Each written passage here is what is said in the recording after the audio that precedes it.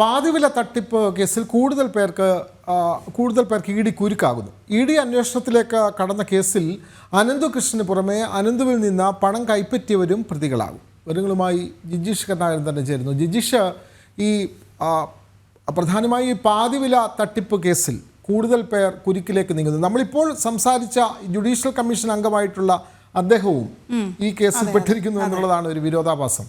അപ്പോൾ അദ്ദേഹമൊക്കെ ഒരു നിയമ ഉപദേശകൻ എന്നുള്ള നിലയിലൊക്കെയാണ് ഈ അനന്തകൃഷ്ണനുമായി ബന്ധപ്പെട്ടത് എന്നുള്ള നിലയിലാണ് പ്രാഥമികമായി നമ്മൾ കാര്യങ്ങൾ മനസ്സിലാക്കുന്നത്. അപ്പോൾ ഈ അനന്തകൃഷ്ണൻ പണം നൽകിയവരും അനന്തകൃഷ്ണനിൽ നിന്ന് ആരെങ്കിലും സംഭാവന സ്വീകരിച്ചവരും ഈ കേസിലെ പ്രതികളാകും എന്നുള്ള വിവരങ്ങളാണല്ലോ ഇപ്പോൾ പുറത്തു വരുന്നത്. ജിജീഷ്,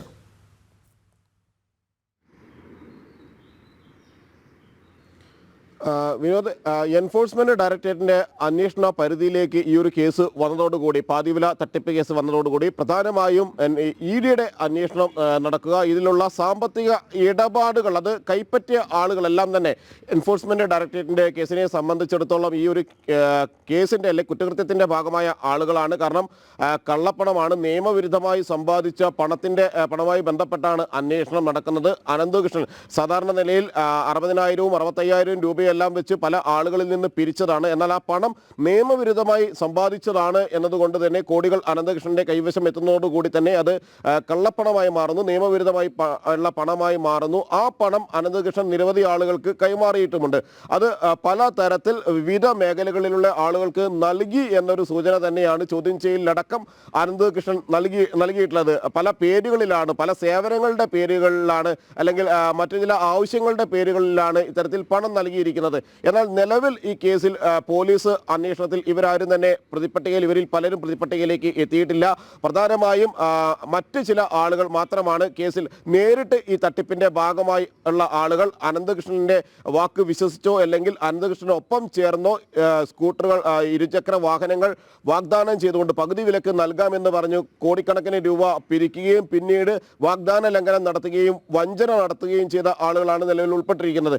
എന്നാൽ മറിച്ച് മറ്റു ചില സേവനങ്ങളുടെയും സഹായങ്ങളുടെയും പേരിൽ നിരവധി ആളുകൾ അനന്തകൃഷ്ണനിൽ നിന്ന് തന്നെ പണം കൈപ്പറ്റിയ ആളുകളുണ്ട്. ഈ ആളുകളെ സംബന്ധിച്ചിടത്തോളം അത്തരത്തിലുള്ള അന്വേഷണം നിലവിൽ പോലീസിന്റെ ഭാഗത്ത് നിന്ന് ഉണ്ടായിട്ടില്ല.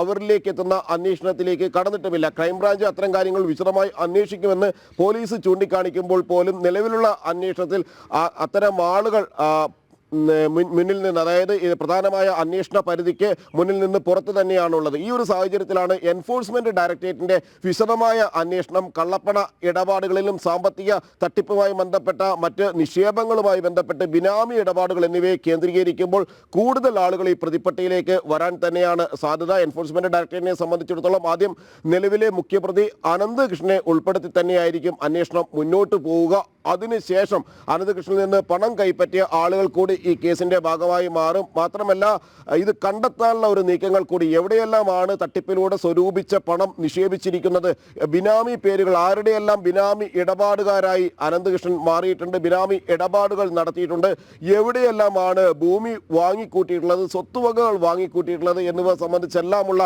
ഒരു പരിശോധന കൂടി എൻഫോഴ്സ്മെന്റ് ഡയറക്ടറേറ്റിന്റെ അത്തരത്തിലുള്ള അന്വേഷണം കൂടി എൻഫോഴ്സ്മെന്റ് ഡയറക്ടറേറ്റിന്റെ ഭാഗത്തു നിന്ന് ഉണ്ടാകും. പ്രധാനമായും കേരളത്തിന് പുറത്ത് വലിയ തോതിൽ ഭൂമി വാങ്ങിക്കൂട്ടി എന്നൊരു സൂചനകൾ തന്നെയാണ്. നേരത്തെ ലഭിച്ച ചില നേരത്തെ രജിസ്റ്റർ ചെയ്ത ചില എഫ്ഐആറുകളുടെ അടിസ്ഥാനത്തിലായിരുന്നു ഇക്കാര്യത്തിൽ എൻഫോഴ്സ്മെന്റ് ഡയറക്ടറേറ്റ് വിശദമായ ഒരു അന്വേഷണത്തിലേക്ക് കടന്നത്. ആദ്യം മൂവാറ്റുപുഴയിലാണ് കേസ് രജിസ്റ്റർ ചെയ്യുന്നതും തുടർന്ന് അനന്തകൃഷ്ണൻ അറസ്റ്റിലാവുകയും ചെയ്തിരിക്കുന്നത്. അതുകൊണ്ട് തന്നെ മൂവാറ്റുപുഴയിൽ രജിസ്റ്റർ ചെയ്ത എഫ്ഐആറിന്റെ അടിസ്ഥാനത്തിലും ഒപ്പം തന്നെ കോടതിയിൽ പോലീസ് നൽകിയിരിക്കുന്ന വിശദമായ ഒരു റിപ്പോർട്ടിന്റെ കൂടി അടിസ്ഥാനത്തിലാണ് ഇപ്പോൾ എൻഫോഴ്സ്മെന്റ് ഡയറക്ടറേറ്റ് ഈ അന്വേഷണവുമായി മുന്നോട്ട് പോകുന്നത്. ഈ അന്വേഷണം തുടരുമ്പോൾ ECIR രജിസ്റ്റർ ചെയ്ത് മുന്നോട്ട് പോകുന്ന ഈ കേസിൽ കൂടുതൽ പ്രതികൾ ഉൾപ്പെടാനുള്ള ഒരു സാധ്യത തന്നെയാണ് ഈ ഘട്ടത്തിലുള്ളത്. ഓക്കെ, പാതിവില തട്ടിപ്പിലാണ് കൂടുതൽ പേർക്ക് ഇ ഡി കുരുക്ക് ഉണ്ടാകുന്നത്. ഇ ഡി അന്വേഷണത്തിലേക്ക് കടന്ന കേസിൽ അനന്തകൃഷ്ണന് പുറമെ അനന്തുവിൽ നിന്ന് പണം കൈപ്പറ്റിയവരും പ്രതികളാകുമെന്ന വിവരമാണ് ജിജീഷ് കരുണാകരൻ പങ്കുവച്ചത്.